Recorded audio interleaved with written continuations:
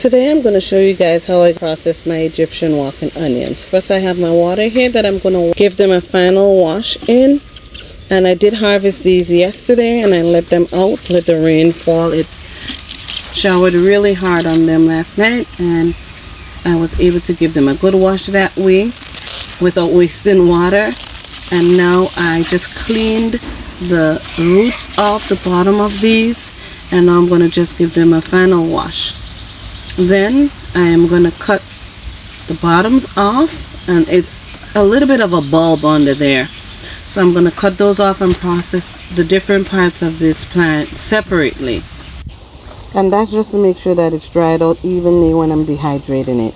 So I'm going to go ahead and cut all these bulbs off, and this is what it looks like.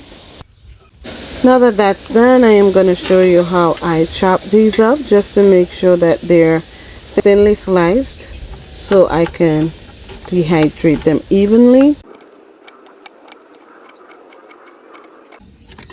I know having a slicer will be much easier and probably faster, but at the same time I try to stay away from too many gadgets because you have to find space to put it. It becomes really cluttery in the kitchen.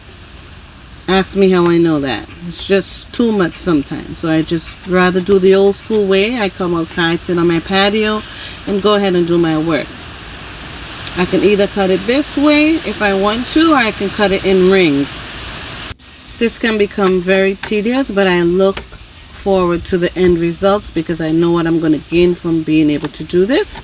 So I just go ahead and I just pluck away at it and I get to the finish line, and it's very satisfying.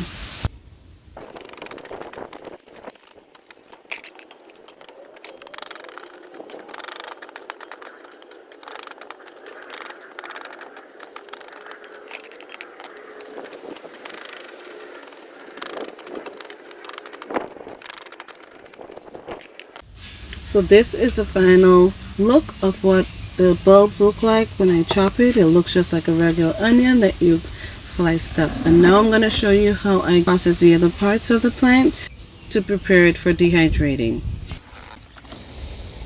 Oops, I missed a bulb. I'll get to that later, but as you can see right here, we have those bulbs that grew out of the tip of those leaves.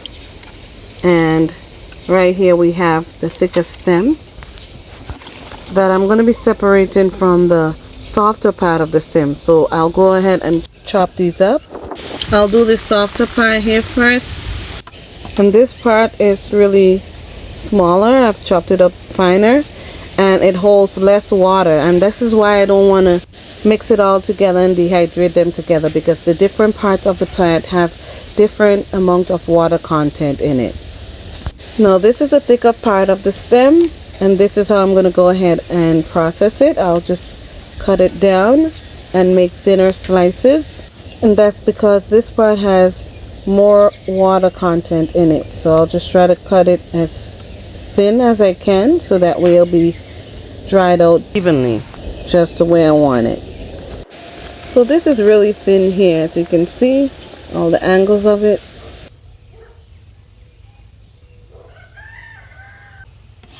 And I'll just sit out here and continue to process these parts of the plant.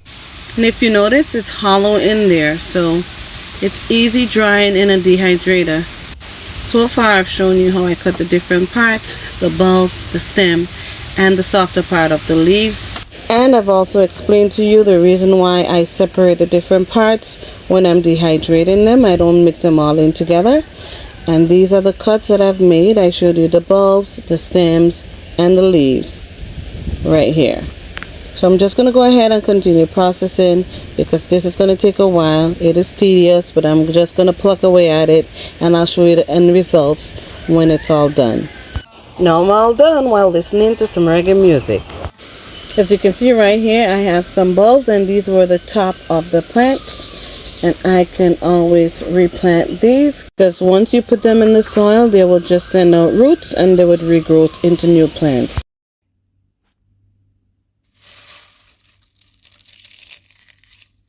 Now that this is done dehydrating, it's going to make for some really good powdery seasoning and rubs.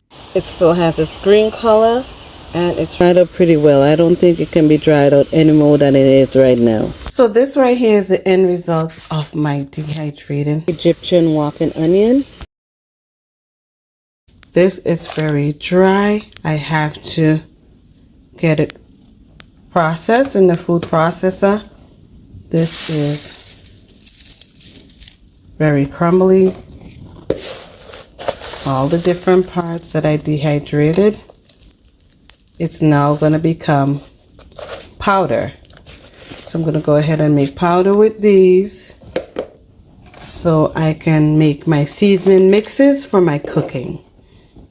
If you're not growing Egyptian walking onion and you enjoy little spices or just mild spices, I think you should grow this because it's not as strong as onions. And like I said before, it's of the shallot family, so you would enjoy this. It's delicious. You can put it in your soups, in your stews.